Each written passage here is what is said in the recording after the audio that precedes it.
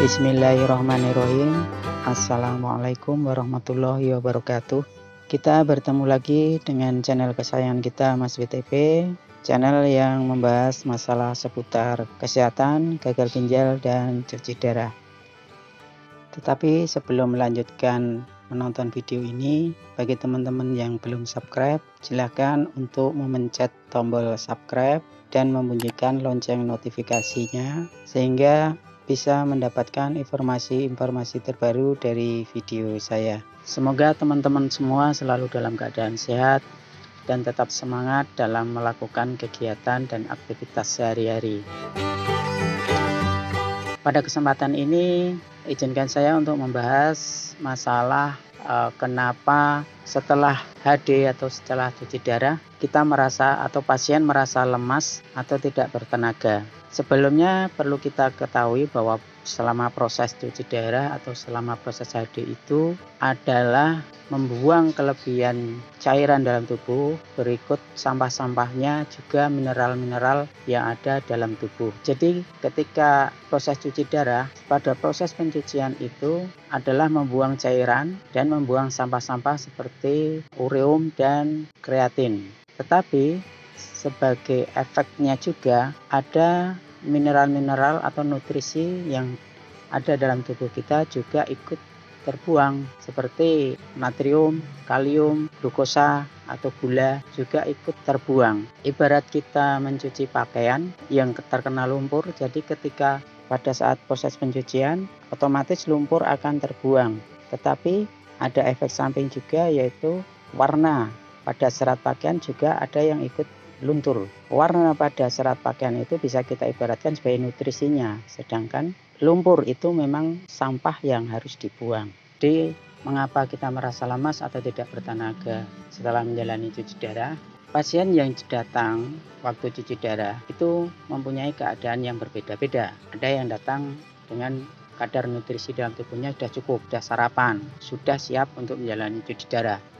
Ada juga pasien yang datang dalam keadaan kadar nutrisi tubuhnya itu kurang atau di bawah ambang batas. Dia belum sarapan misalnya. Kemudian sama-sama melaksanakan cuci darah secara 5 jam. Otomatis pasien yang datang sudah sarapan dia akan lebih siap, lebih kuat, dan sampai ending selama 5 jam dia akan tetap kuat. Tetapi untuk pasien yang datangnya belum sarapan, kemudian dia menjalani cuci darah secara 5 jam, maka dia besar kemungkinan akan merasa lemas atau drop atau tidak sampai menyelesaikan HD-nya secara 5 jam.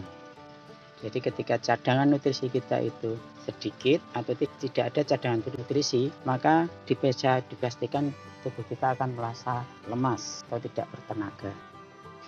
Terus bagaimana cara kita untuk mengatasi supaya setelah proses cuci darah atau setelah proses HD kita tidak merasa lemas atau tidak bertenaga? Jadi untuk teman-teman pasien HD perlu diperhatikan, yaitu pertama waktu sebelum HD, yang kedua waktu selama proses cuci darah itu, yang ketiga adalah waktu setelah proses cuci darah.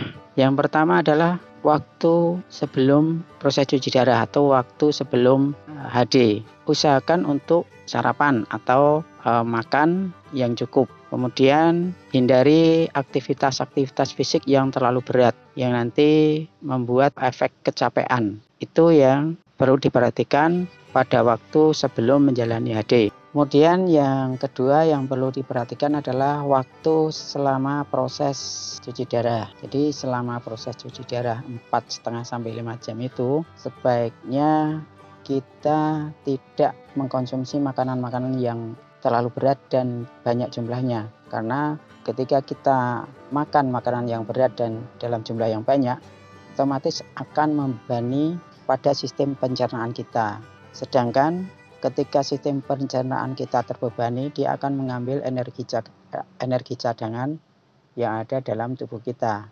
Hal ini yang akan mengganggu proses daripada cuci darah tersebut. Kemudian yang ketiga yang perlu diperhatikan adalah waktu setelah selesai HD. Usahakan juga jangan langsung mengkonsumsi makanan yang berat dan dalam jumlah yang banyak. Jadi makanlah sedikit-sedikit dulu dengan makanan-makanan yang ringan atau makanan-makanan yang bisa instan langsung energinya dipakai pada saat itu, seperti minum air gula atau misalkan mau makan, makanlah sedikit dulu, jangan langsung banyak. Kemudian yang jelas adalah istirahat, jangan melakukan aktivitas-aktivitas berat. Itu sekedar sharing dari saya supaya sebagai pasien cuci darah kita tetap fit walaupun kita melakukan cuci darah. Jangan lupa yang belum subscribe video ini, mohon untuk subscribe supaya channel ini bisa terus berkembang untuk memberi sedikit informasi pada teman-teman semua. Sekian, terima kasih sudah menonton. Assalamualaikum warahmatullahi wabarakatuh.